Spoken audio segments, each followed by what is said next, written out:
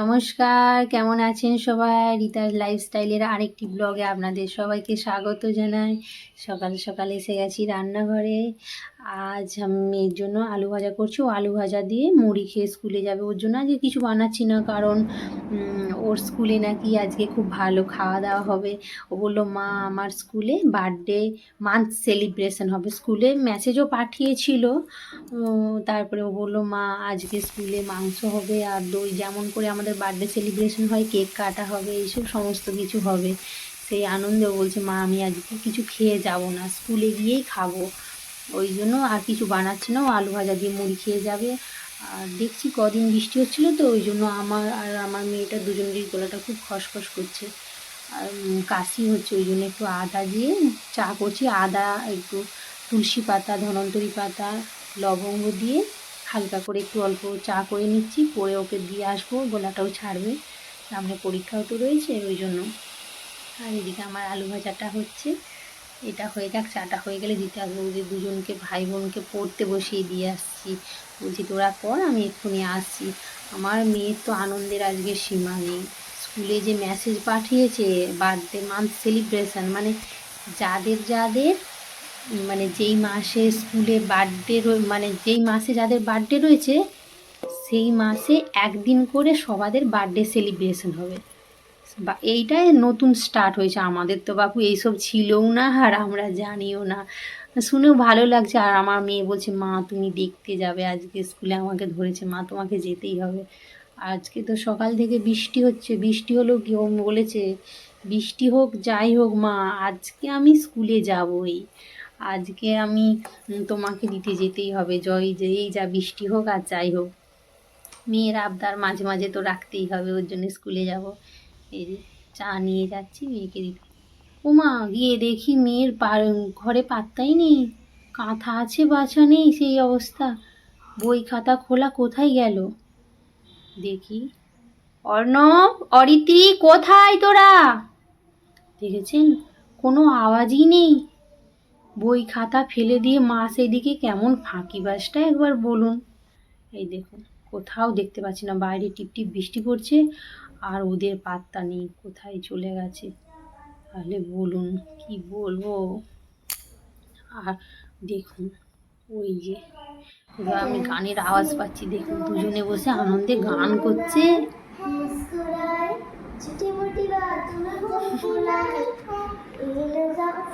কেমন ফাঁকিবাজ ওদের, তো আজকে আনন্দেরই সীমা নেই।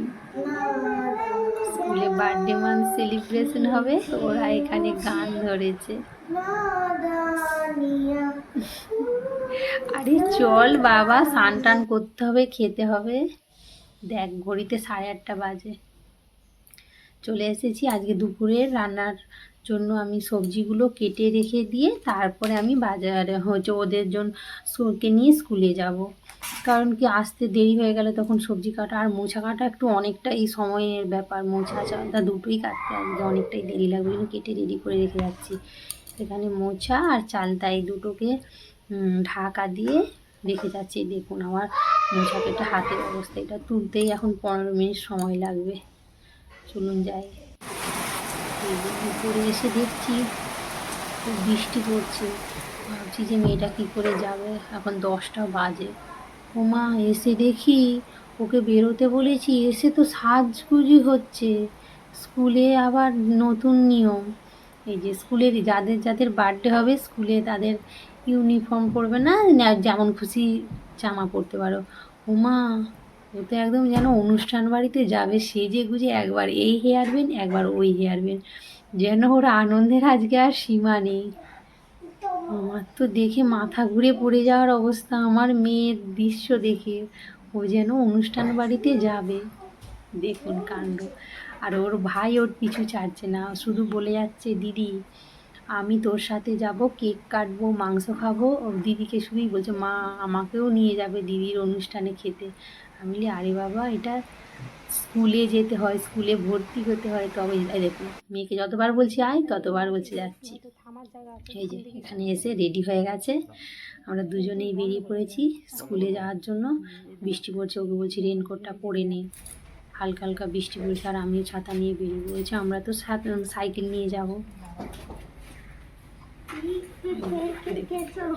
আমি সাইকেলটা ঘোরাচ্ছি, ওকে বলছি চলে যা, আগে যা, আমি যাচ্ছি। সাইকেলটা নিয়ে যাবো, ওর জন্য স্কুলের কিছু জিনিসও কেনা রয়েছে। ওর সামনে পরীক্ষা আছে বলে ও বললো একটা জ্যামিতি বক্স কিনে দিতে হবে, ওই জন্য একটা জ্যামিতি বক্স নেবো। ছোটোটা বললো মা কিনে পেন আনবে। এটা আমাদের হাই স্কুল, আর এই সাইড দিয়ে সোজা গলিয়ে সোজা হচ্ছে প্রাইমারি স্কুল। সোজা গিয়ে সামনে দোকান মেয়ে দেখিয়ে দিয়ে যাচ্ছে, মা এখান থেকে পেন নিয়ে যাবে, এই দোকান থেকে বলে দিয়ে যাচ্ছে এখান থেকেই তুমি নেবে। স্কুলে এসে গেছি, দেখুন স্কুলের বাইরটার অবস্থাটা দেখুন। বাচ্চাগুলো বেরোলে পড়লে একদম পুরো জামা কাপড় নোংরা হয়ে যাবে। তবে দেখুন স্কুলটি ভারী সুন্দর করে সাজানো হয়েছে, সাজানো গোছানো, আর প্রত্যেকটা দেয়ালে খুব সুন্দর সুন্দর ডিজাইনও রয়েছে এখানে। এই দেখুন আমাদের তো বেলা এসব ছিল না, এর দিকে দেখে না মনটা ভারী খুশি হয়ে যায়। মনে হয় যেন আগের স্কুল লাইফটা যদি ফিরে পেতাম কতই না সুন্দর হতো, তাই না? আমার মেয়ে বলছে মা চলো চলো তোমাকে রান্নাঘরে নিয়ে যাওয়া, যে কী রান্না বান্না হচ্ছে দেখাবো।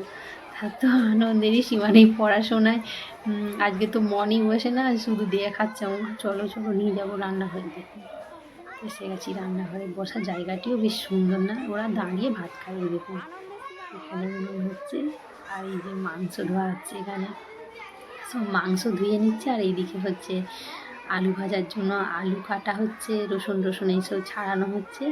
আর অরিত্রী তার বান্ধবীকে নিয়ে এদিকে চলে আসছে। ওদের তো আজকে স্কুলে মন নেই, শুধু দেখছে রান্নাঘরে কী হচ্ছে।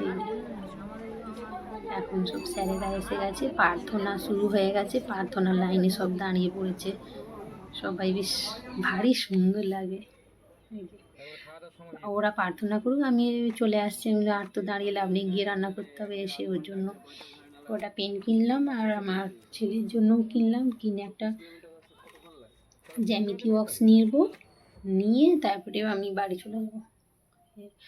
অনেকটাই দেরি হয়ে গেছে, হেঁটে হেঁটে এসেছি, সাইকেল নিয়ে গেছিলাম, ও তো সাইকেল নিয়ে আসবে। এসে মশাটা সিদ্ধ বসিয়ে দিয়েছি, আর একদিকে ভাত করে নিয়েছি।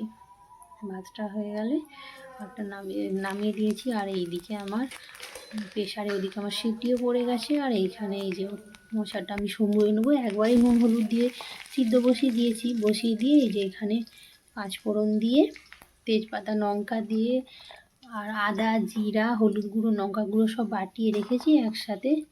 ফোড়নের গরম তেলে যে দিয়ে দিচ্ছি, দিয়ে হালকা করে নেড়ে নিয়ে তারপরে এটা